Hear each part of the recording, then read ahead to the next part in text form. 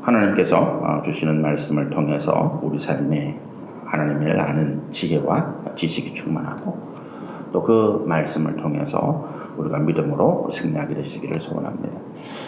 지난 금요일부터 이제 우리 추석 연휴가 시작이 되었습니다. 공식적으로 다음 주 목요일까지 8일간인가요? 8일간, 7일간인가요? 7일간이 이제 연휴가 되었고, 또 어떤 분들은 금요일, 공식적인 연휴가 아닌 금요일을 어떤 대기업들은 휴무일로 정해서 그 다음 돌아오는 주일까지 열흘 정도를 이렇게 이제 휴가로 지내는 분들도 계시더라고요. 아마 제가 기억할 때 우리가 이 정도로 장기간으로 어떤 그 휴무가 이어진 거는 처음인가 싶습니다. 그래서 많은 분들이 가족 단위로 또 개인적으로 여행을 떠나고 또 그와 같이 이제 휴가를 즐기는 모습들을 봅니다. 그러나 우리가 휴가를 즐기고 또 우리가 개인적으로 명절 연휴 기간을 즐기더라도 하나님을 향한 우리의 예배, 또 주의 말씀을 향한 우리의 열심은 멈추어서는 안 되리라 생각을 합니다. 우리가 지난주에 16절부터 24절의 말씀을 나누면서 이제 우리가 그 하나님의 계명과 율법의 발전 과정이라고 하는 것들이 어떤 의미인지라고 하는 말씀을 나누셨어요.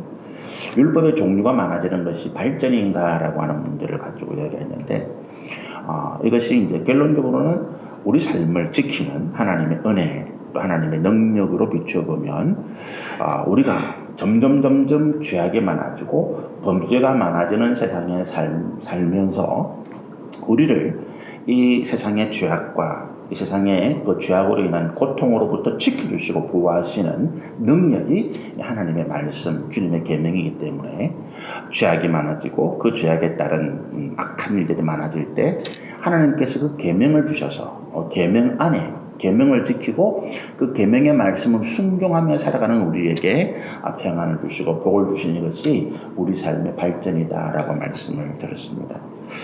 그래서 이제 뒤에 오늘 말씀 읽어보시면 가인의 후손들에 대한 말씀이 나옵니다.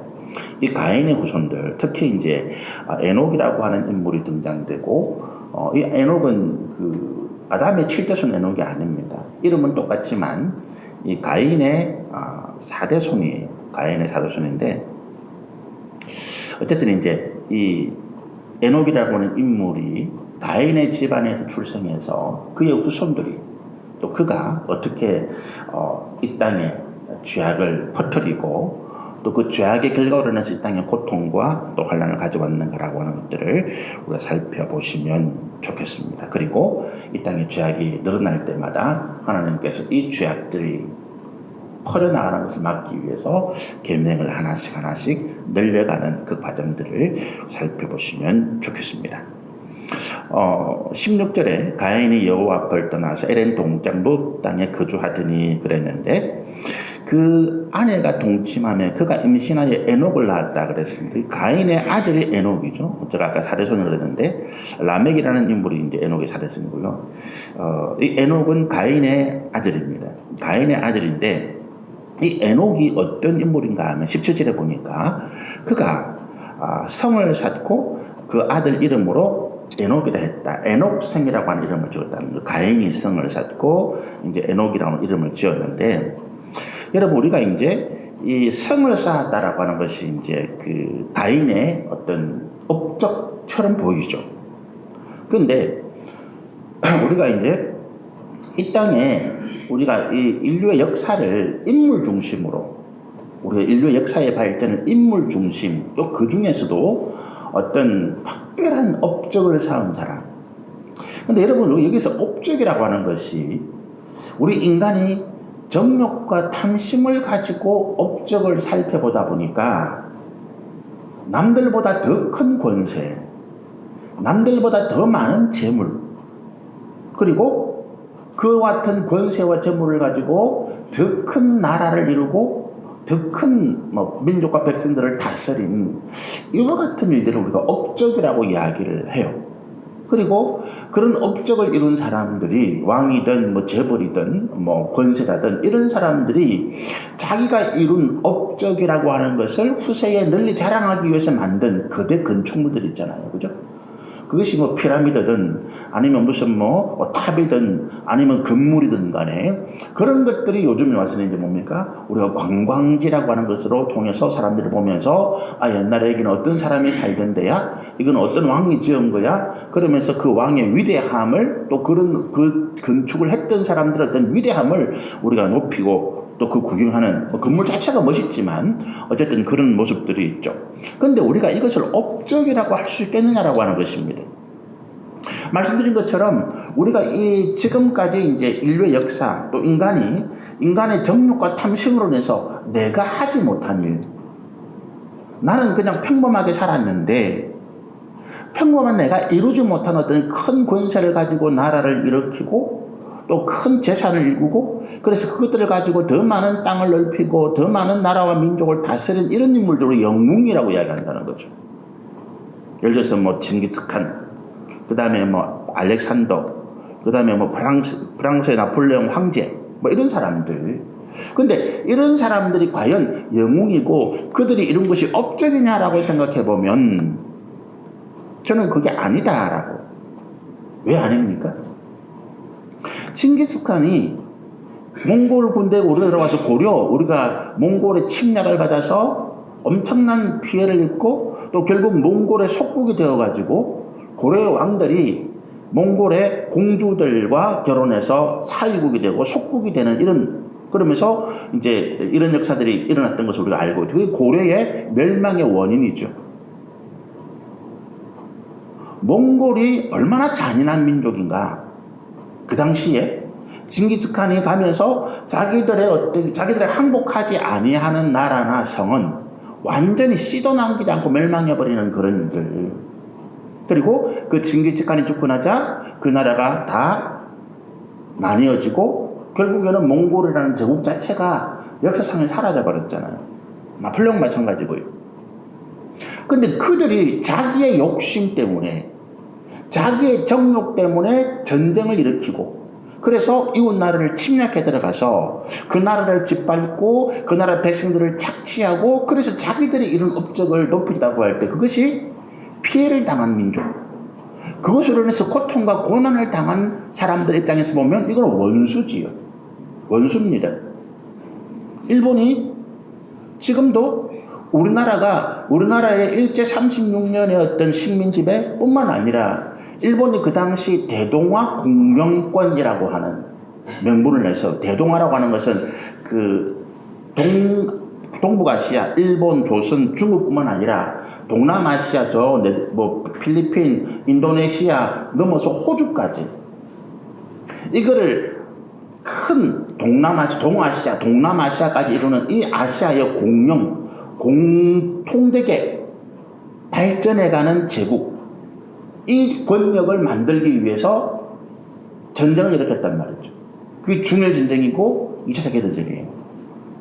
자기들은 대동아 공영권, 이 아시아 민족들을 하나로 만들어서 위대한 아시아의 나라를 만들겠다 이러면 거창하잖아요. 근데 결국 그거는 뭡니까? 일본이 점령한 모든 나라들을 식민지화시키고 그곳에 있는 사람들을 징발해서 자기들의 군인으로 자기들의 산업의 노예처럼 만들고 그 정신대 그 군인들의 어떤 위안부로 끌어가고 그들이 중일 전쟁에 대해서 남경이라고 해서 그 당시 중국의 장개석 통통이 다스리던 그 중국이 수도가 남경, 지금의 남경이죠. 남경이 중국인데 수도인데 그 남경을 중국이 점령하면서 거기에 남아있던 중국 백성들을 그냥 30만 명을 학살했다고 해요.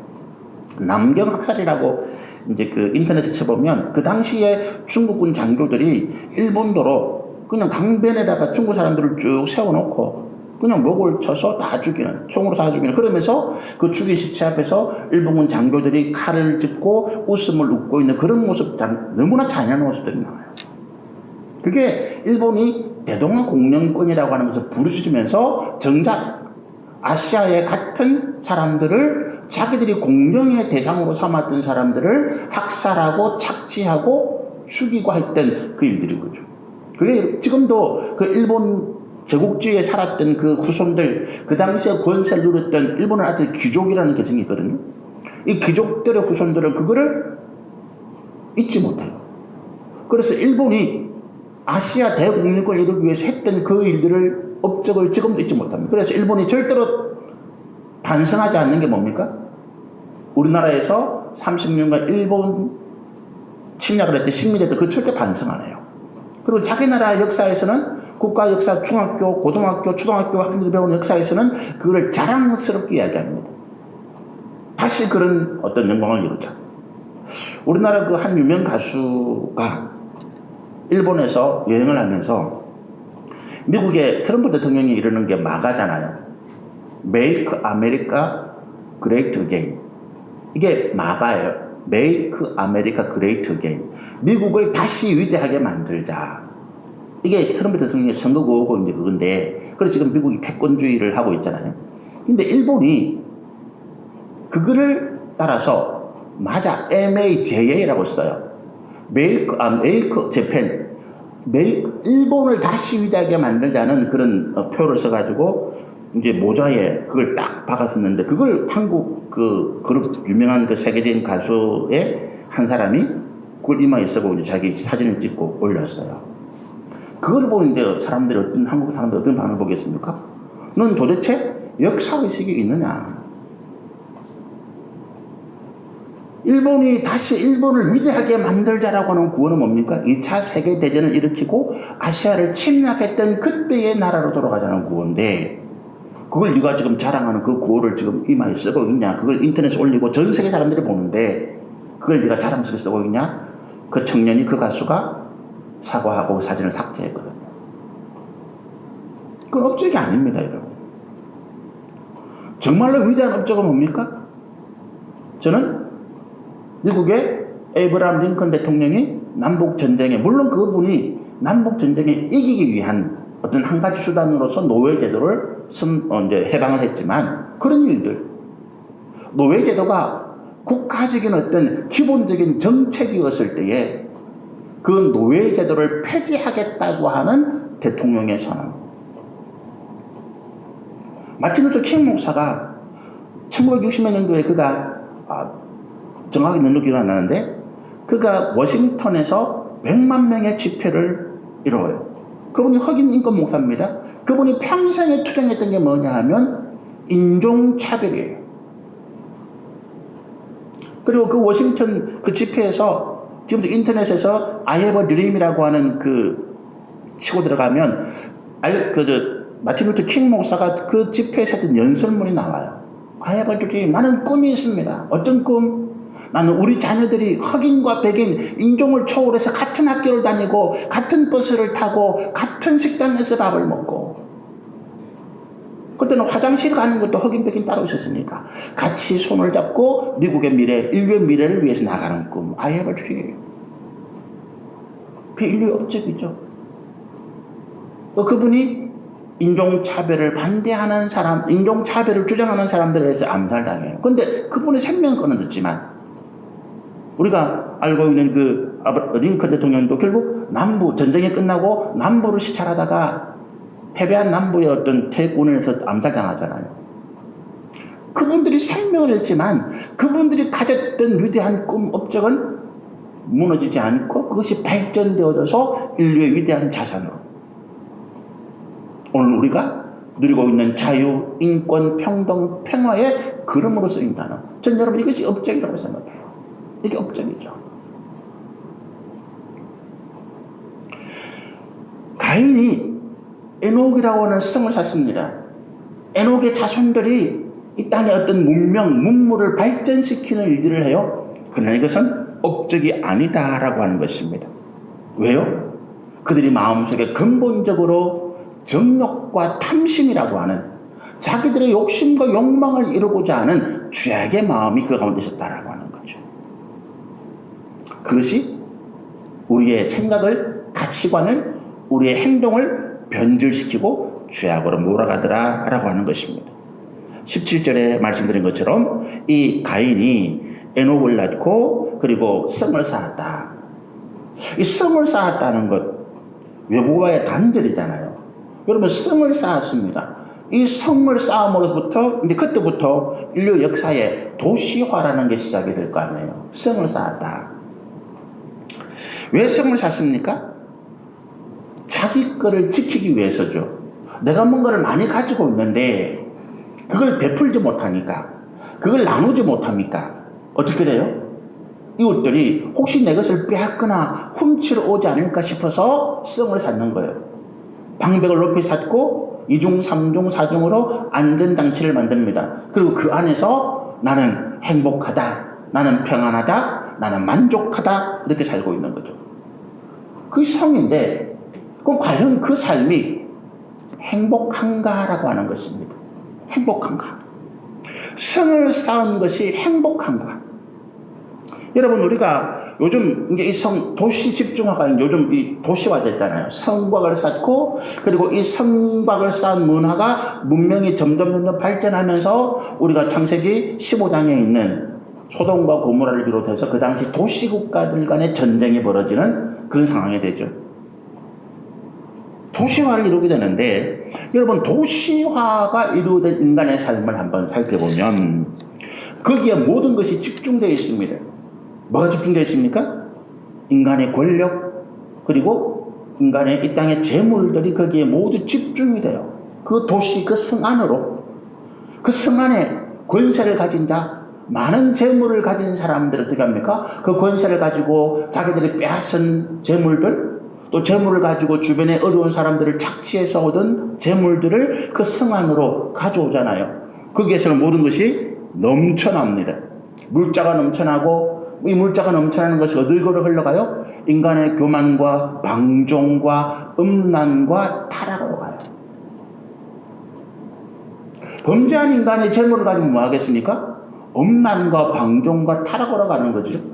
범죄한 인간의 권세를 가졌습니다. 어떻게 합니까? 자기의 권세를 지키기 위해서, 더 많은 권세를 지키기 위해서 사람들을 핍박하고 억압하고 탄압하는 일을 하게 되잖아요. 우리 그 일을 봤잖아요. 1961년도에 군인들이 쿠데타를 일으켜요. 박정희 장군이 쿠데타를 일으킵니다. 그 당시 육군 사단장 투스타였어요. 그가 쿠데타를 일으킨 다음에 명분은 뭡니까? 이 혼란한 4.19 혁명 이후에 일어났던 어떤 사회의 혼란, 불안을 잠재우고 국민을 평안케 하고, 그리고 어떻게 하겠다고요? 국가의 경제를 일으켜서 국민을 기아로부터, 빈곤으로부터 해방시키겠다. 거창한 목표잖아요. 그렇게 해서 열심히 했어요. 그것까지는 좋았어요. 그런데 권력을 가진 사람이 어떻게 합니까? 이 권력을 남에게 빼앗기기 싫은 거죠. 자기가 가진 권력을 남과 나누기 싫은 것입니다. 또 군인들이 권력을 가지다 보니까 그 당시 군인들이 월급을 얼마나 됐겠습니까? 군인 장교라 해서 거의 쥐꼬리만한 월급 받아가지고 박봉으로 살아가는데 권력을 가진 사람들 앞에 돈이 모이잖아요. 사람들이 그 권력을 빌붙어서 재산을 늘리고 사업을 하기 위해서 여기저기 돈을 막 갖다 바치는 거죠. 강제적으로 돈을 빼앗기도 합니다. 그 사람들 어떻게 해요? 다 부자가 되는 거죠. 그 결과 3공화국까지, 제4공화국까지 박정희 대통령이 다스리던 그 시대는 철저하게 독재와 고문과 인권을 탄압하는 시대였다라고 하는 거죠. 이것이 여러분 뭡니까? 집중화가 될 때 그런 문제가 생기는 거예요. 여러분, 민주제도는 지금 우리나라가 민주국가에 살고 있습니다. 민주국가의 가장 기본적인 제도는 뭡니까? 삼권 분립이에요. 정치, 사법, 그리고 뭡니까? 입법. 이 세 가지. 입법부는 법을 만들고, 행정부는 그 만들어진 법 테두리 내에서 국가와 백성들을 다스려 나가고, 그리고 문제가 생겼을 때는 만들어진 법에 따라서 사법부가 판단하고, 이게 각각 독립이 되어 있을 때 민주화가, 국민의 민주권이, 인권이, 그리고 나라의 평안이 이루어지는 거예요. 독립이 되어 있어야 돼요. 권력은 집중되면 안 됩니다. 집중이 되면 반드시 부패하고 반드시 타락하고 반드시 더 큰 문제를 일으켜냅니다. 그래서 역사의 발전은 분산의 역사예요. 집중된 권한을, 집중된 권세를 어떻게 분산시킬 것인가? 자본주의 국가가 되었습니다. 누구든지 돈을 수단과 방법을 가리지 않고 벌 수 있는 시대가 되었어요. 그러다 보니까 어떻게 돼요? 빈곤의 악순환, 가진 사람들이 가지지 못한 사람들을 착취하고 더 많이 빼앗는 영국이 산업혁명이 일어나고 그 산업혁명 시대에 이 재벌 돈을 가진 사람들이 기계를 방직 산업을 돌리기 위해서 사람들이 부족하니까 어린아이까지 10살, 8살 이런 어린아이까지 공장에 끌어와요. 그리고 겨우 하루 먹을 빵만 주고 이 아이들을 12시간 일을 시킵니다. 그 아이들 잘합니까? 일하다가 다치고 죽어도 아무도 치료주지 않아요. 그것 때문에 공산주의가 일어납니다. 자본가들의 이 억압, 그리고 권세자들, 자본가들의 권세를 불리고 자기들의 재물을 탈취한 이 독재 정부를 타도해서 이 민중들, 억압받고 고통받는 민중들이 행복하게 사는 세상, 그게 공산주의 이름입니다. 마르크스 레닌시죠. 그래서 수많은 그 당시 이 독재 자본 시절에 유럽의 이 사회주의 사상, 공산주의 사상을 가진 사람들이 젊은 지식인 가운데 가득했다는 거예요. 우리나라도 마찬가지였어요. 일제시대 때. 왜 공산주의 사상이 일어납니까? 자본주의가 수단과 방법을 가리지 않고 착취하고 어린아이든 여성이든 노인이든 정당한 임금 그리고 그들의 어떤 권리를 보호해주지 아니하고 자본의 수단으로 사용할 때 그거를 해방시키자. 골드당 구호를 만들어내는 거죠. 그래서 나온 게 수정자본주의. 자본주의, 이 돈이 너무 한 곳으로 집중되는 것을 막아야 되겠다. 그래서 거대 자본을 이 독점법을 만들어가지고 권한을 분산시키는 거야. 우리나라에 사는 분리법이라는 게 있습니다. 이게 뭐냐 하면 일반 기업과 일반 기업이 은행을 소유하지 못하게 만드는 거예요. 은행이 돈을 모으는데 이 돈을 모아서 골고루 국가의 산업에 아니면 필요한 사람이 나눠주는 것이 아니고 재벌이 은행을 가지고 그 은행을 모은 돈을 모두 자기의 소유화시키는 거예요. 그래서 사는 분리법. 일반 기업들은 은행을 소유하지 못한다. 이게 전세적인 보편적인 가치예요.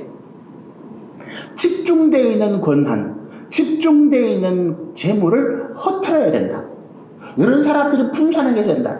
그래야 골고루 평등하게 잘 사는 안전한 사회가 된다는 거죠. 도시화의 문제가 그런 거예요. 가장 큰 문제. 끝으로 드러나는 또 문제는 뭡니까? 사람들이 모이고 그게 제대로 관리가 안 되다 보니까 어떤 뭐 사회적인 문제가 화수 문제, 그 사회적인 문제가 생겨나는 거죠. 모았는데 욕심을 따라서 모았는데 그것이 더 은밀한 범죄, 음란하고 더 악한 범죄로 일어나더라. 그리고 그 안에서 갈등과 다툼과 착취와 사회적 환경의 오염이 시작되더라라고 하는 것입니다. 행복한가라고 하는 문제. 행복하지 않더라. 가진 사람들은 가지지 못한 사람들이 자기 것을 뺏을까봐 불안해요. 그래서 더 많은 군대를 모으고 더 큰 성을 샀습니다. 가지지 못한 사람들은 가진 사람들을 원망하고 그들을 무너뜨리기 위해서 힘을 모으고 혁명을 일으킵니다.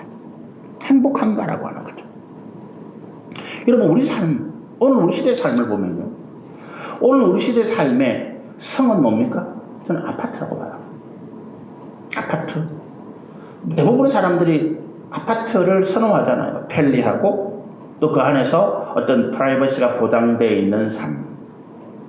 요즘 고급 아파트는 그 안에서 다 생활할 수 있도록 아침 식사도 그 호텔 아파트에서 호텔식 조식 뷔페 이런 거를 도입해가지고 그 안에 아파트 주민들은 그걸 이용할 수 있도록 만들고 그 아파트 안에 어떤 공동체 커뮤니티를 만들어서 그 안에 병원이 있고 은행이 있고 심지어는 학교까지 있는 아파트가 있고 거기서 쇼핑 모든 걸 생각할 수 있도록.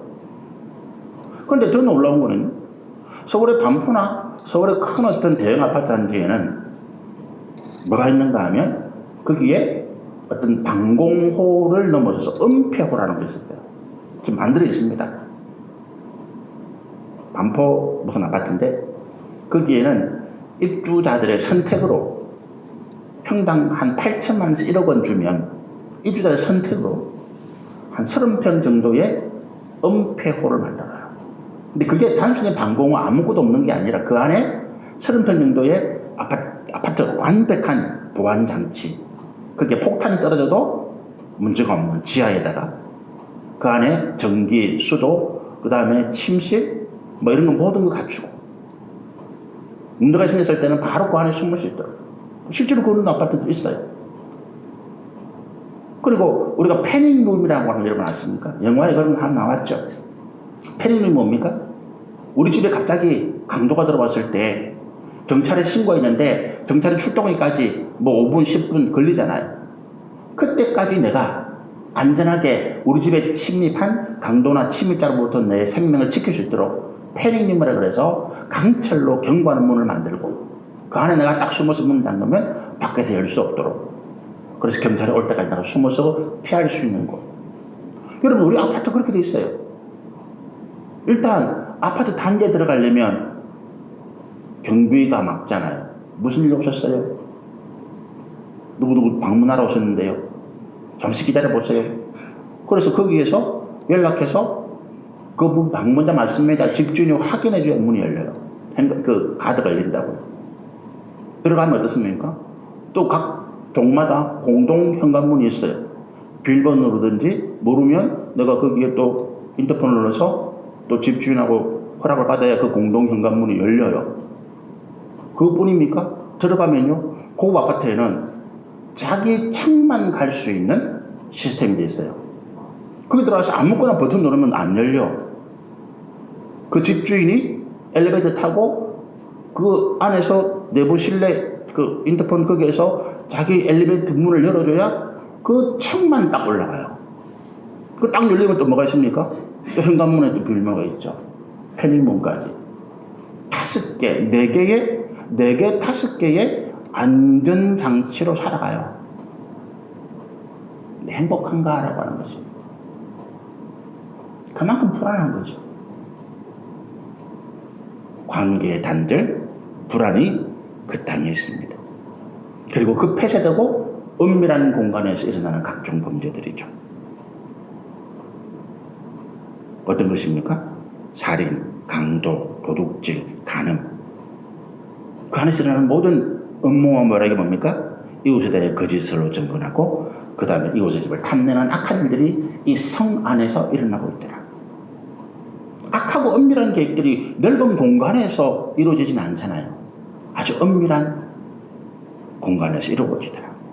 그래서 우리 십계명 지난주에 이어서 십계명의 관계가 뭡니까? 7계명 간음하지 말라, 8계명 도둑질하지 말라, 9계명 내 이웃에 대하여 거짓 증거하지 말라, 10계명 내 이웃의 삶을 탐내지 말라. 이런 일들이, 이런 하나님의 계명이 가인이 성을 쌓기 시작하면서 그 성이 도시화가 되고 거기에 재물과 권세가 집중화되면서 일어나는 범죄에 대해서 하나님께서 책망하시고 진노하시면서 하나님의 말씀을 지키는 백성들에게 너희는 이같이 행하지 말라라고 하신 말씀이 이 십계명의 마지막 부분이죠. 근데 이 18절에 보면 이 가인의 아들이 에녹인데 이 에녹이 낳은 아들의 4대손이 있습니다. 에녹이 18절에 보면 이라스를 낳고 이라시 모엘을 낳고 모엘은 모데사를 낳고 모데사엘은 라멕을 낳았다. 이랏, 모후야엘, 모데사엘, 라멕.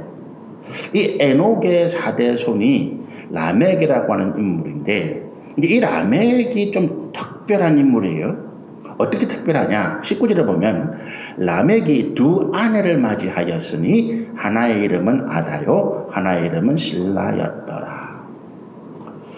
여러분 이 라멕 이전까지는 일부일처예요. 라멕이 최초로 일부 다처제를 시작한 사람이다. 이렇게 말할 수 있습니다. 여러분 우리가 이 일부 일처와 일부 다처는 무슨 문제가 있습니까? 일부 다처는 어쨌든 간음이죠. 그죠? 우리가 중혼죄를 우리나라는 금지해요. 그런데 이슬람권에서는 이제 아내를 4명까지 둘 수 있어요. 코란에 이슬람의 경전인 코란에 보면 알라를 잘 믿다가 죽은 사람들은 저렇게 자기들이 말하는 천국에 가면 할렘이라고 하는 것을 만들어준대요. 알라가 72명의 부인을 미인들을 부인으로 두고 그 천국에 가면 거기에서 각종 어떤 향락, 이 땅에서 누리지 못했던 온갖 사치와 향락을 누릴 수 있다. 여러분 그게 천국입니까? 예수님은 뭐라고 말씀하세요? 사두개인이 천국을 믿지 않는, 부활을 믿지 않는 사두개인이 예수님께 이런 질문을 합니다. 예수님, 예수님 하나님 잘 믿다가 죽으면 천국 간다면서요. 그렇지. 그럼 제가 한 가지 질문이 있는데요. 뭔 질문인가? 율법에 보면 형님이 자녀가 없이 죽으면 그 형수를 아내로 맞이해서 아들을 낳는다는 율법이 있잖아요. 그렇지. 그러면 가정을 해봅시다. 예수님 7형제가 있는데 첫 번째가 아내를 맞았는데 아들을 못 낳고 죽었어요. 그럼 율법에 따라서 둘째가 그것도 형수를 아내로 맞아서 결혼했는데 또 죽었어. 아들을 못 낳고. 셋째, 넷째, 다섯째, 여섯째, 일곱째까지 그 한 형수와 살았어. 그럼 나중에 천국에서 부활하면 이 형수는 7명이 다 남편인데 누구하고 살아야 됩니까? 이렇게 물었어요. 여러분 어떻게 생각하세요? 재밌는 질문이잖아요. 예수님 뭐라고 말씀하십니까? 너는 성경도 모르고 하나님도 모르네. 천국은 그런 데가 아니야. 천국은 시집가고 장가가는 이 땅의 삶의 연장선이 천국이 아니야. 코란이 말하는 것처럼 이 땅에 가난하고 그래서 아내 한 명 두지 못하고 평생 천대받고 그렇게 살았던 사람이 알라 잘 믿었다. 그래서 공을 세웠다 해가지고 천국 가니까 갑자기 72명이 하나 나타나고 온갖 화려하고 온갖 향락과 사치 누리는 그게 천국이 아니야 라고 하는 것입니다. 천국은 뭡니까? 화평과 희락이다. 우리가 하나님의 말씀을 잘못 알고 있다는 거예요. 성경도 모른다는 것입니다. 일부일체예요. 그게 하나님 뜻입니다. 아담을 만들 때 하나님이 일부 다처제를 만드셨으면 하와 외에 여러 부인을 만들었을 거 아니에요. 근데 왜 하나님 만드냐? 남자와 여자가 서로 사랑하는 것은 상대방 배우자에 대해서. 그런데 성경에 보면 아브라함도 그렇고 야곱도 그렇고 이삭도 그렇고 이삭은 아니죠. 어쨌든 다윗도 그렇고 일부 다처를 한 분들이 많잖아요. 근데 우리는 그 사람들을 믿음의 위인, 믿음의 사람을 이야기한단 말이죠. 그럼 하나님이 허락을 안 하신 일부 다처가 왜 생겼느냐? 그거는 인간의 정욕과 탐심으로 인해서 전쟁이 나고, 전쟁이 나면 누가 끌려갑니까? 남자가 끌려가지요. 전쟁에서 수많은 남자가 죽고, 또 우리가 어떤 가정에 아들이 없이 태어난 가정이 있다고 할 때, 딸만 있다고 할 때 이 딸이 상속을 받지 못하는 이런 어떤 여성들의 인권 그리고 아동들의 인권이 지금처럼 발전하지 못한 시대, 그 시대에 사람들이 정욕과 탐심으로 사고를 폈을 때에 그래서 하나님 말씀을 떠나서 자기들 마음대로 세상을 다스려 갈 때 하나님께서 그 여성들 인권의 외곽지대, 남편이 죽고 남편의 재산을 받지 못하고 여성들이 사회에 질에서 자기들의 생계를 유지할 수 있는 사회적인 시스템이 갖추지 못한 상황에서 어떻게 합니까? 한시적으로 일부 일처를 허용해 주시는 거예요. 그래서 하나님의 말씀은 뭡니까? 과부와 고아를 보호하시는 거예요. 아무런 사회적 제도 장치가 없는 갑자기 젊은 남편이 갓난 아이 하나만 남기고 세상을 떠났는데 군대 끌려 죽었는데 보험도 없고 국가에 주는 연금도 없고 땅도 없고 재산도 없고 아무것도 없는 상황에서 어떻게 살아가는? 그래서 여유가 되는 사람들이 여성과 아이들을 보호하는 입장에서 그들을 아내로 맞이해서 가정을 이루도록 하는 거죠. 그래서 그들의 권리를 보호해 준 거예요. 그런데 지금 시대 우리가 다윗도 마찬가지지만 일부 다처는 주가 누가 합니까? 권세를 가진 사람들이 자기 권세를 과시하는 몸으로 눈에 띄는 여자들은 다 자기 안으로 삼는 거죠. 재산이 많은 사람들이 자기의 재산을 과시하는 욕심으로 일부 다처를 하는 거예요. 조선시대도 마찬가지잖아요. 돈 많은 양반들, 권세에 있는 사람들이 일부 다처하는 거지 그건 대부분의 사람들은 일부 일처로 살아요. 그런데 이 라멕이 두 아내를 맞이했다. 그가 하나님이 허락하지 않으신 그런 정욕과 탐심으로서 자기 눈에 보기에 좋은 여자들 그리고 자기의 권세와 재물을 자랑하기 위해서 일부 다처를 했다라고 하는 사실을 하나님이 말씀해 주시는 거죠. 그런데 문제가 뭐냐 하면 이 라멕이 일부 다처를 했는데 우리가 23절 24절에 보면 한번 읽어볼까요? 라멕이 아내들에게 이르되 아다와 실라여 내 목소리를 들으라. 라멕의 아들들이여 내 말을 들으라. 나의 상처로 말미암아 내가 사람을 죽였고 나의 상함으로 말미암아 소년을 죽였도다. 가인을 위하여는 벌이 7배일진데 라멕을 위하여는 벌이 70배이리로다. 이런 이야기를 해요. 라멕이 자기가 한 청년을 죽였다라고 이야기합니다. 자기 아내들에게 자랑스럽게 내가 이번에 어떤 청년을 죽였어. 그 이유가 뭡니까? 내가 상처를 입었어. 내가 상했어. 그런데 여기서는 이 상처가 뭐였을까 생각해 봅니다. 육신의 상처일 수도 있죠. 또는 마음의 상처일 수도 있습니다. 그 이유가 뭐겠어요? 가만히 생각해 보면 그 다툼의 원인이 여자 때문이었지 않았을까? 왜 이 라멕이라고 하는 인물이 일부 다처니까 자기 눈에 보이는 어떤 아름다운 여인, 젊은 여인을 자기 또 다른 아내로 맞아보고 할 때 그 여인을 사랑하거나 아니면 그 여인과 약혼관계에 있거나 혼인관계에 있는 이 청년과 다투었다는 거예요. 그리고 그 결과로 자기의 권세를 이용해서 이 청년을 죽였다라고 하는 것입니다. 그걸 자랑스럽게 이야기하는 거예요. 감추어야 될 텐데, 부끄러워 숨겨야 될 텐데 자랑스럽게 이야기한 것입니다. 옛날에 연산군이라고 하는 폭군이 자기 신하들의 아내 중에서도 아름답다, 미인이다 소문나면 가르지 않고 그 신하의 아내를 자기 궁궐로 불러들여서 동침하는 이런 죄악들. 왜? 나는 권세를 가지고 있으니까 나는 떳떳해, 나는 자랑스러워, 오히려 이것이 내 영광이야 라고 하는 것입니다. 그러면서 24절에 가인이 이렇게 이야기합니다. 라멕이 가인을 위하여서는 벌이 7배일진데 가인이 살인했을 때 하나님께서 그에게 벌을 7배로 내렸다면 나는 77배를 받아야 돼. 이게 회개입니까? 아니에요. 나는 위대한 사람이야. 나는 하나님의 처벌을 받지 않는 그런 권세, 능력을 가진 사람이야. 자기의 어떤 그런 일들을 부끄러워하기는커녕 자기의 업적, 자기의 자랑, 자기의 영광으로 생각하거든요. 여러분, 우리가 권세를 잡은 사람들이 지금까지 자기를 위해서 헌신하고 수고한 아내를 버리고 다른 여자들과 결혼하거나 또는 다른 부인들을 계속해서 말해주는 우리 얼마나 많아요. 그렇죠? 왕들, 조선시대의 왕들 가운데 일부 일처로 살은 왕들은 아무도 없습니다. 명분은 뭐예요? 왕실이 번성해야 나라가 평안하다. 그런데 사실은 그 왕실이 번성한 것 때문에 조선이 수많은 어떤 문제가 생기는 거죠. 아무 일 나라 왕족들을 먹여 살려야 되니까.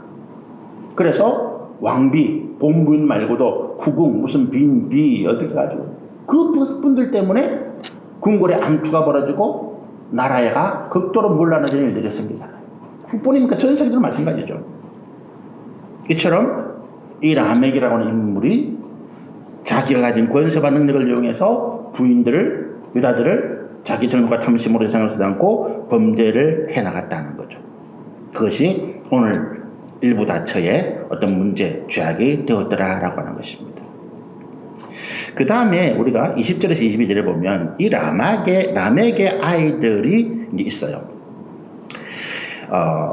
20절에 보면 아다라고 하는 라멕의 부인이 야발을 낳았는데 그는 장막에 거주하며 가축을 치는 자의 조상이 되었고 또 아다가 낳은 다른 아들의 이름이 유발인데 21절에 그는 수금과 퉁소를 잡는 모든 자의 조상이 되었고 22절에 라멕의 또 다른 아내인 실라는 두발가인을 낳았는데 그는 구리와 쇠로 여러 가지 기구를 만드는 자요 또 두발가인의 누이 실라가 낳은 딸의 이름은 나아마더라 이렇게 이야기해요. 이제 아들들 중심의 역사니까 아들도 중심의 역사니까 그 이 라멕이 두 부인을 통해서 낳은 아들이 누구라고요? 야발, 유발, 두발가인이라고 하는 거죠. 근데 성경에 보면 야발은 어떤 사람이라고요? 그는 장막에 거주하면서 가축을 치는 자의 조상이 되었다. 이게 무슨 말일까요? 대규모의 어떤 목축업을 시작한 사람이다. 그 당시에는 그냥 한 개인이 소유할 수 있는 양, 그게 뭐 얼마나 되겠습니까? 한 사람이 20마리, 30마리 돌보겠습니까? 그 각자가 그렇게 돌보면서 이렇게 서로 땅을 나누며 살아가는 평안한 거죠. 대규모 목축이 되면 어떻겠습니까? 다른 사람들의 토지를 빼앗아야 되잖아요. 아브라함과 롯이 그 사이좋던 삼촌과 조카 사이가 왜 갈라집니까? 이 대규모 목축이 되면서 그런 거예요. 땅이 부족하니까, 초지가 부족하고 먹일 물이 부족하니까 서로 다투는 것입니다. 대규모 목축을 시작한 사람이에요. 대규모 목축을 왜 합니까? 더 많은 것을 가지기 위해서.